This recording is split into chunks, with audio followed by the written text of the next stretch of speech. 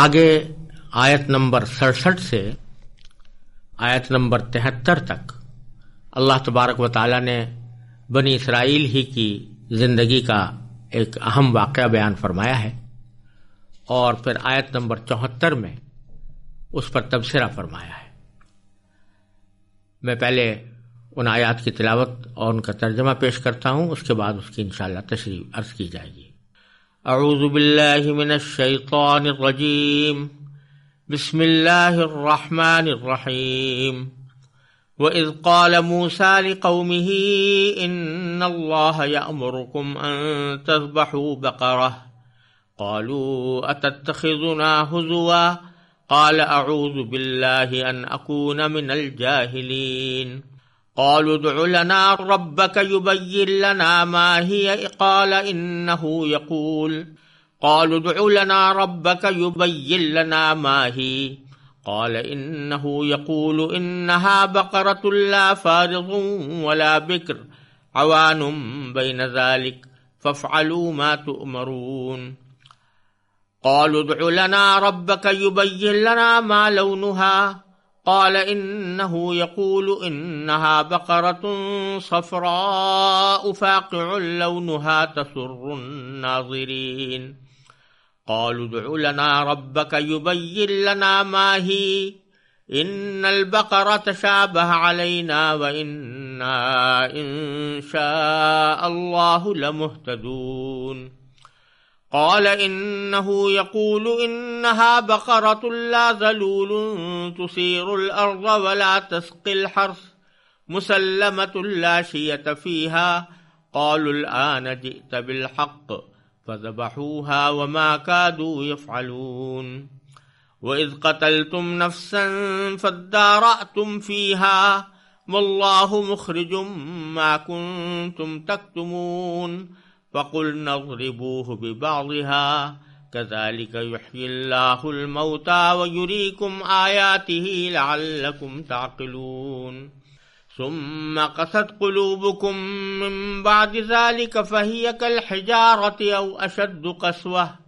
وإن من الحجارة لما يتفجر منه الأنهار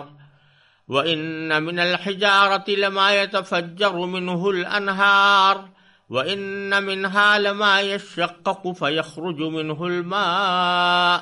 وإن منها لما يهبط من خشية الله وَمَا اللَّهُ بِغَافِلٍ عَمَّا تَعْمَلُونَ۔ اور وہ وقت یاد کرو جب موسیٰ نے اپنی قوم سے کہا تھا کہ اللہ تمہیں حکم دیتا ہے کہ تم ایک گائے ذبح کرو۔ وہ کہنے لگے کہ کیا آپ ہمارا مذاق بناتے ہیں؟ موسیٰ نے کہا میں اس بات سے اللہ کی پناہ مانگتا ہوں کہ میں نادانوں میں شامل ہوں۔ انہوں نے کہا کہ آپ ہماری خاطر اپنے رب سے درخواست کیجئے کہ ہمیں صاف صاف بتائے کہ وہ گائے کیسی ہو۔ انہوں نے کہا اللہ فرماتا ہے کہ وہ ایسی گائے ہو کہ نہ بہت بوڑھی ہو نہ بالکل بچی، ان دونوں کے بیچ بیچ میں ہو۔ بس اب جو حکم تمہیں دیا گیا ہے اس پر عمل کر لو۔ کہنے لگے آپ ہماری خاطر اپنے رب سے درخواست کیجئے کہ ہمیں صاف صاف بتائے کہ اس کا رنگ کیسا ہو۔ موسیٰ نے کہا اللہ فرماتا ہے کہ وہ ایسے تیز زرد رنگ کی گائے ہو جو دیکھنے والوں کا دل خوش کر دے۔ انہوں نے کہا کہ آپ ہماری خاطر اپنے رب سے درخواست کیجئے کہ ہمیں صاف صاف بتائے کہ وہ گائے کیسی ہو۔ اس گائے نے تو ہمیں شبے میں ڈال دیا ہے، اور اللہ نے چاہا تو ہم ضرور اس کا پتہ لگا لیں گے۔ موسیٰ نے کہا اللہ فرماتا ہے کہ وہ ایسی گائے ہو جو کام میں جت کر زمین نہ گاہتی ہو اور نہ کھیتی کو پانی دیتی ہو، پوری طرح صحیح سالم ہو، جس میں کوئی داغ نہ ہو۔ انہوں نے کہا ہاں اب آپ ٹھیک ٹھیک پتہ لے کر آئے۔ اس کے بعد اسے ذبح کیا جبکہ لگتا نہیں تھا کہ وہ کر پائیں گے۔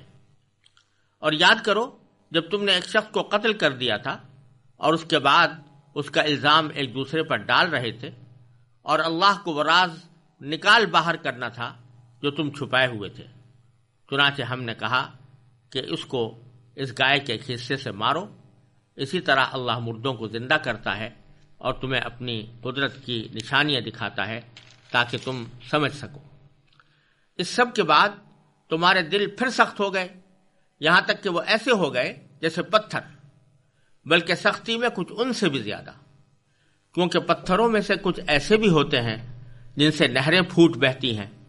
اور انہی میں سے کچھ وہ ہوتے ہیں جو خود پھٹ پڑتے ہیں اور ان سے پانی نکل آتا ہے، اور انہی میں وہ پتھر بھی ہیں جو اللہ کے خوف سے لڑک جاتے ہیں، اور اس کے برخلاف جو کچھ تم کر رہے ہو اللہ اس سے بے خبر نہیں ہے۔ ان آیات میں جس واقعے کا اللہ تبارک و تعالی نے تذکرہ فرمایا ہے اس کا خلاصہ یہ ہے کہ بنی اسرائیل میں ایک مرتبہ کسی شخص کا قتل ہو گیا تھا، اور پتہ نہیں چل رہا تھا کہ کس نے اس شخص کو قتل کیا ہے، اور جو لوگ قاتل تھے وہ اس کو چھپانے کی کوشش کر رہے تھے۔ اللہ تبارک و تعالی نے اس قاتل کا پتہ لگانے کے لیے ایک طریقہ بنی اسرائیل کو تلقین فرمایا کہ تم پہلے ایک گائے لو اور اس گائے کو ذبح کرو، اور ذبح کر کے جب گائے ذبح ہو جائے تو گائے کا کوئی عضو اٹھا کر مقتول کی لاش پر مار دینا، تو وہ مقتول خود زندہ ہو کر قاتل کا پتہ بتا دے گا۔ اس غرض کے لیے جب اللہ تبارک و تعالی نے حضرت موسیٰ علیہ السلام کو حکم دیا کہ وہ اپنی قوم سے گائے ذبح کرنے کو کہیں، تو حضرت موسیٰ علیہ السلام نے یہ پیغام اپنی قوم تک پہنچایا۔ شروع میں ان لوگوں نے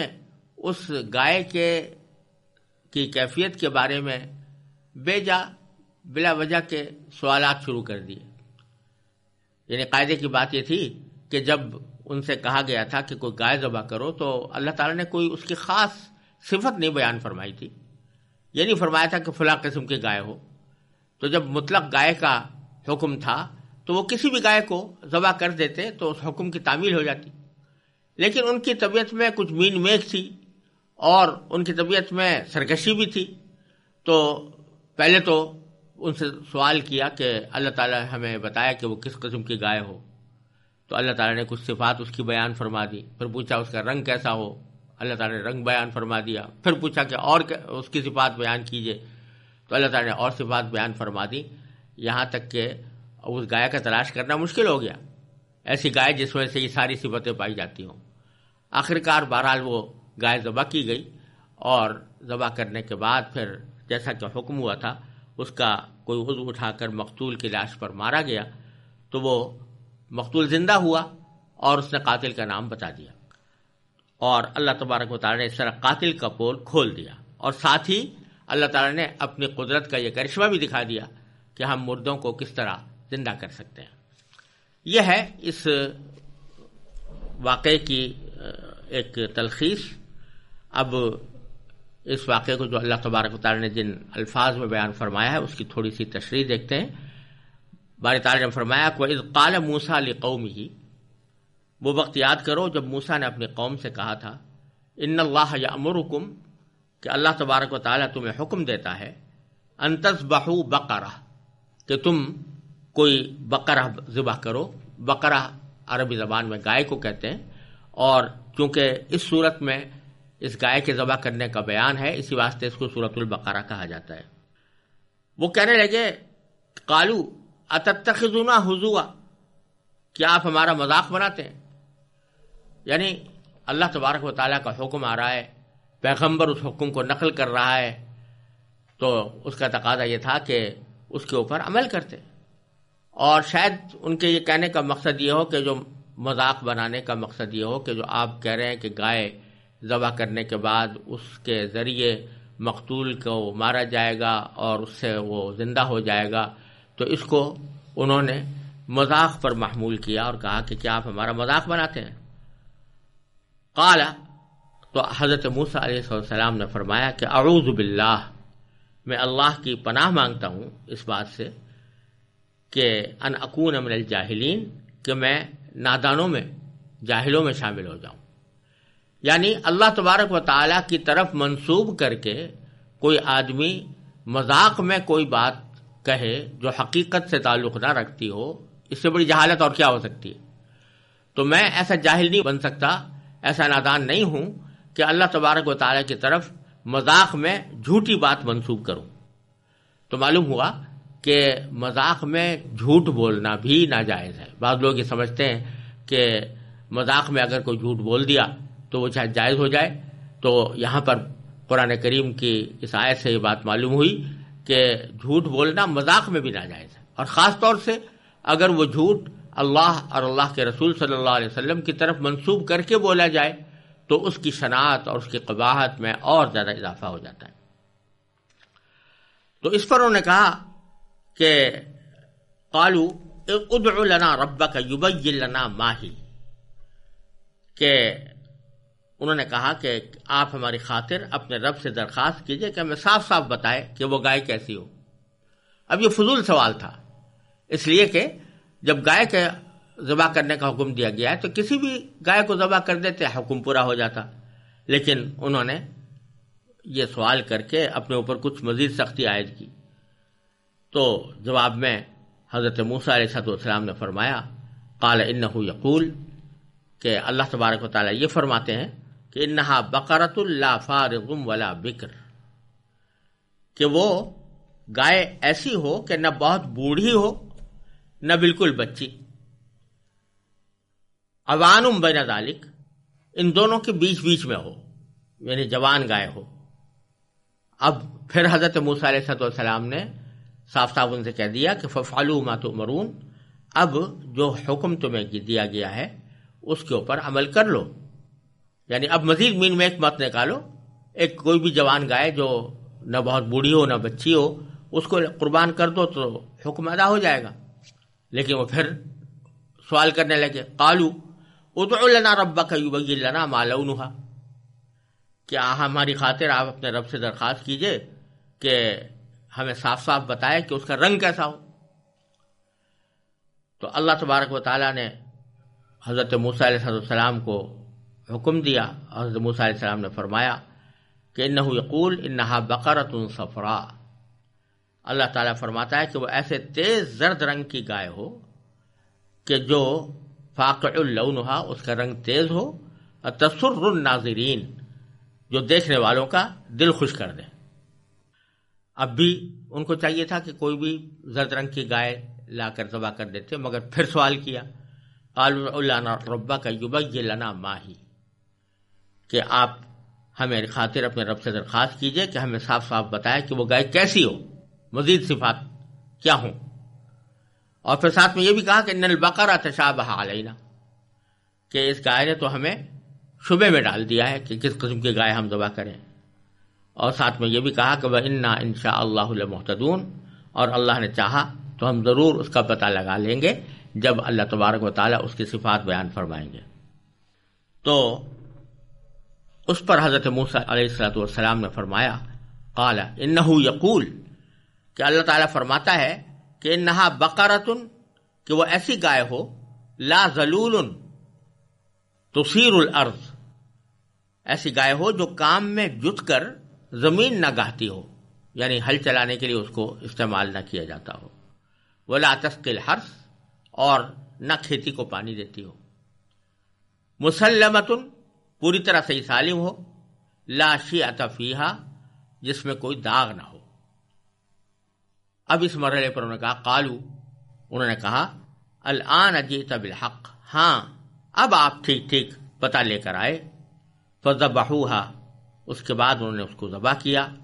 وما کادوا یفعلون، جبکہ لگتا نہیں تھا کہ وہ کر پائیں گے، کیونکہ خود اپنے اوپر ایسی پابندیاں عائد کر لی تھیں کہ جس کی وجہ سے ایسی گائے کی تلاش آسان نہیں تھی، اور لگتا نہیں تھا کہ وہ ایسی گائے ان کو ملے گی ذبح کرنے کے لیے، لیکن بالآخر مل گئی اور پھر وہ انہوں نے ذبح کر دی۔ چونکہ اصل واقعہ یہ تھا کہ مقتول کے قاتل کی تلاش کرنا تھا، اور اس میں انہوں نے یہ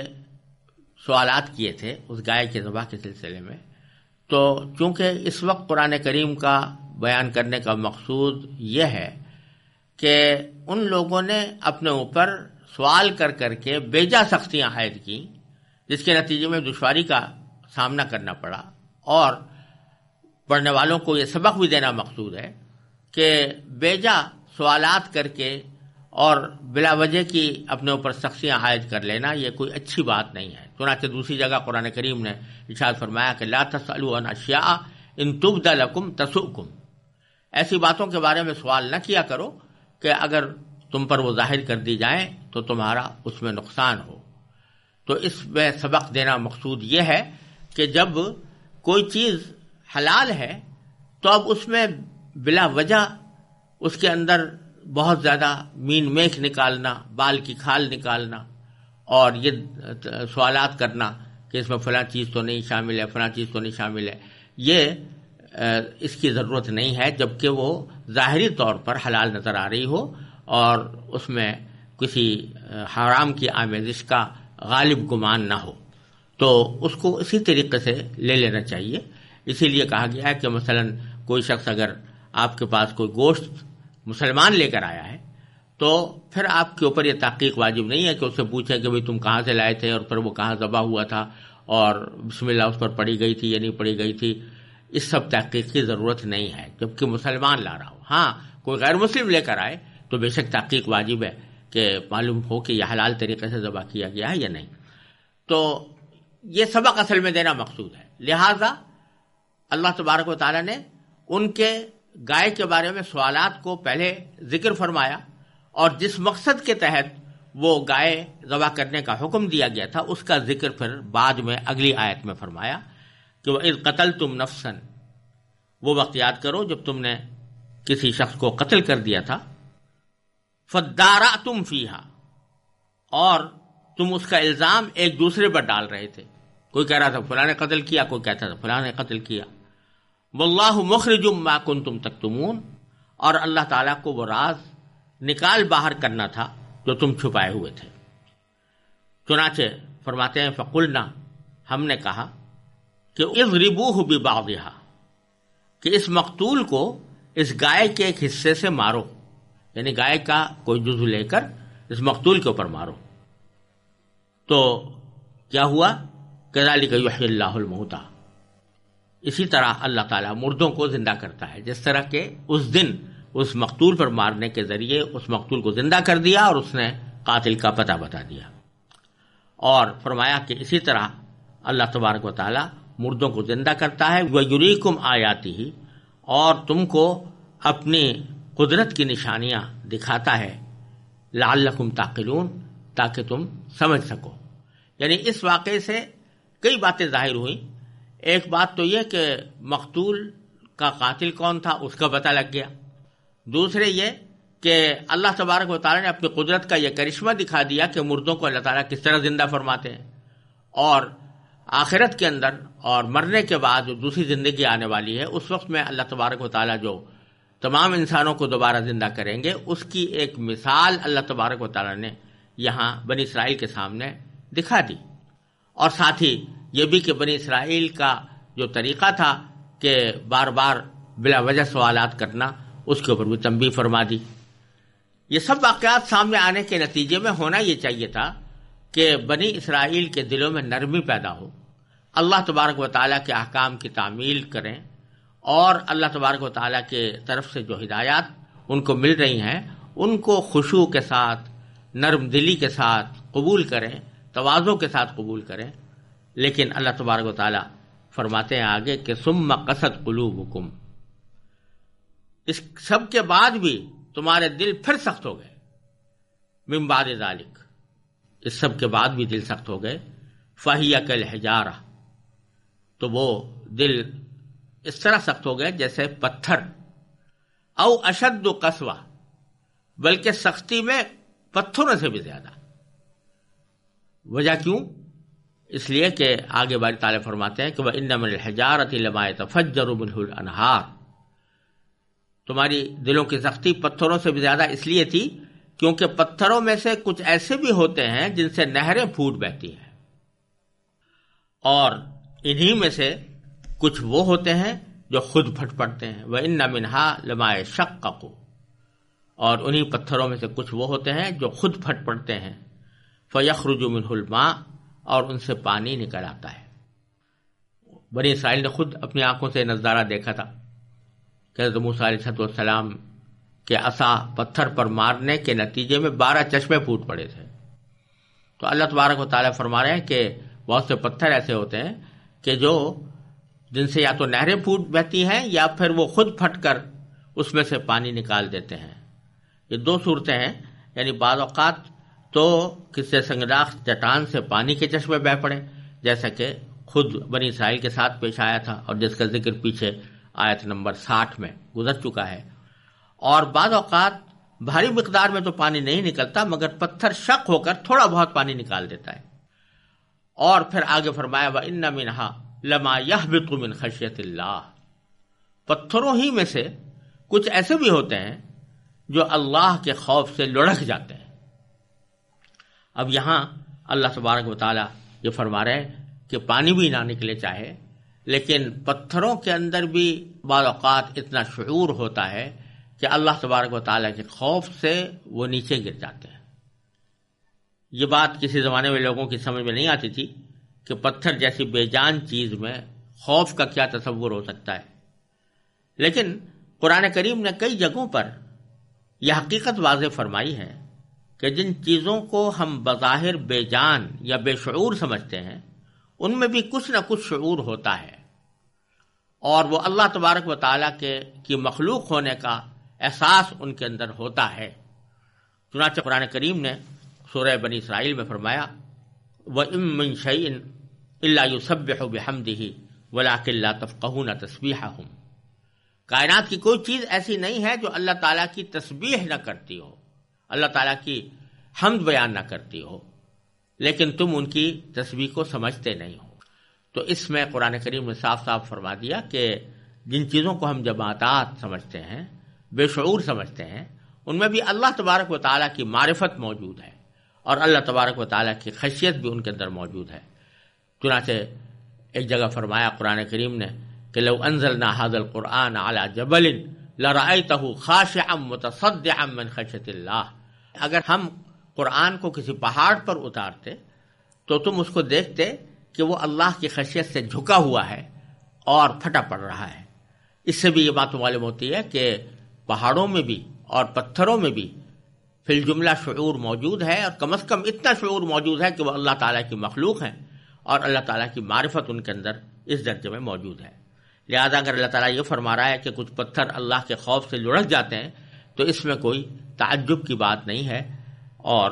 یہ اللہ تبارک و تعالیٰ کی مخلوق ہے، اس میں جس طرح کا شعور اللہ تعالیٰ چاہیں اس میں پیدا فرما سکتے ہیں۔ اور آج تو سائنس بھی رفتہ رفتہ اس نتیجے پر پہنچ رہی ہے کہ جمادات میں بھی نمو اور شعور کی کچھ نہ کچھ صلاحیت موجود ہے۔ آگے پھر فرمایا وَمَا اللَّهُ بِغَافِلٍ عَمَّا تَعْمَلُونَ، اور اللہ تبارک و تعالیٰ اس بات سے بے خبر نہیں ہے جو تم کرتے رہتے ہو۔ یعنی پتھروں کے اندر تو یہ شعور ہے کہ وہ اللہ کی خشیت سے جھک جائیں یا نیچے گر جائیں، لیکن تم اس خشیت کے برخلاف جو کارروائیاں کرتے ہو اللہ تبارک و تعالیٰ ان سے غافل نہیں ہے۔